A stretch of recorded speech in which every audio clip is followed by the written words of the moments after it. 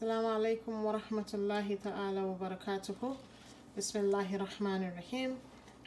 Welcome back to the Ramadan series, the story of Prophet Muhammad sallallahu alaihi wasallam. Peace and blessings of Allah be on him. We're back again with day 4 of the Ramadan series, and today we will be talking about this particular part of the story, which is rebuilding the Kaaba. So we know that the Kaaba had been there even before the Prophet was born. The Kaaba came into being in the era of Prophet Ibrahim alayhi salatu wasalam. Prophet Ibrahim and his son Ishmael, they were the ones that worked together to build the Kaaba for Allah, in the name of Allah, back in that era. And the Kaaba had just been a fixture in Mecca all this while. But when the Prophet Muhammad sallallahu alaihi wasallam was born and he grew up, the Kaaba had lost its essence, and people were doing all sorts of things at the Kaaba. And at a point, it was raged by fire, and so nothing was being done there. So at a particular time, the people of Mecca decided to rebuild the Kaaba. And so all the clans of Mecca came together. Remember, the Prophet ﷺ was from the Quraysh clan.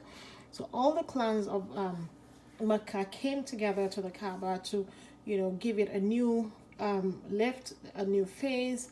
They rebuilt it, they did everything. And one critical part of it was left, which was the black stone. And the black stone is not just any stone, it is a special stone that Allah sends down to Prophet Ibrahim والسلام, to be specially placed in its position when the Kaaba was being built. And so it came the time for all the people that had gathered to put the special black stone in its place, and a fight ensued. Every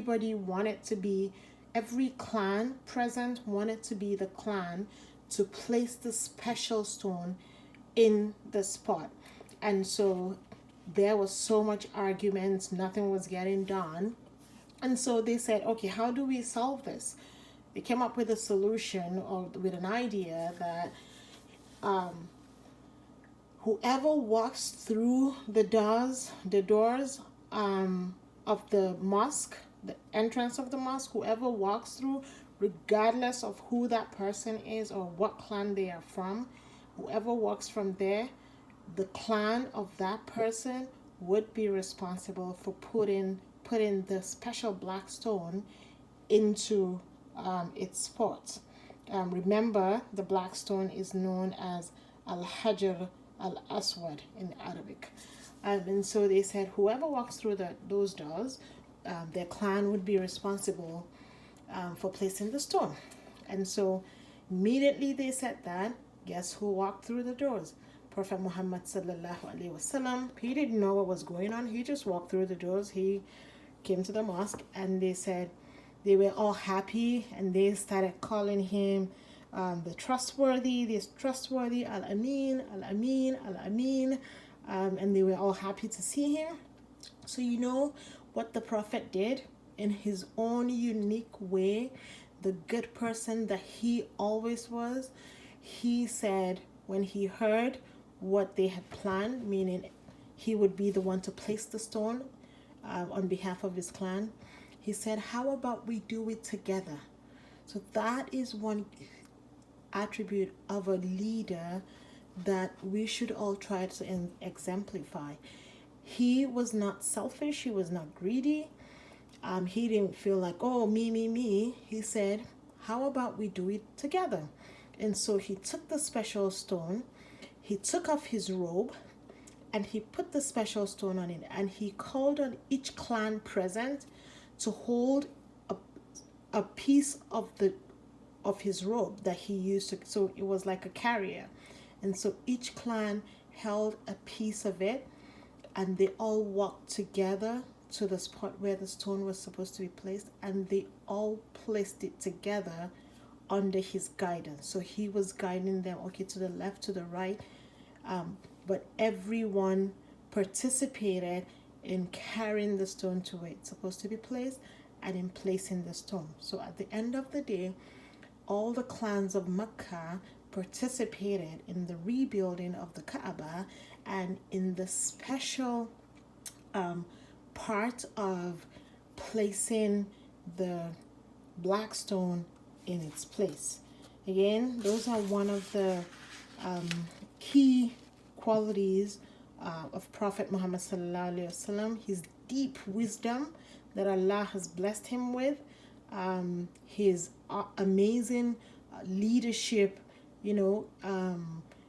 traits that we can all learn from, and those were actually shown in this part of the story. And so, based on his wisdom, everybody participated in placing the stone, and all the clans of Makkah made history as being part of, the process, or part of the special task of placing the special stone in its place.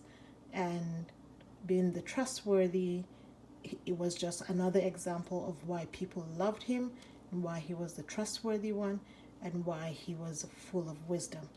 And so that concludes day 4 of our Ramadan series, the story of Prophet Muhammad sallallahu alaihi wasallam.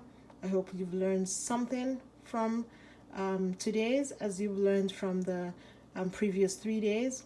And inshallah, I will see you tomorrow as we continue with the Ramadan series, day 5 of the story of Prophet Muhammad sallallahu alaihi wasallam.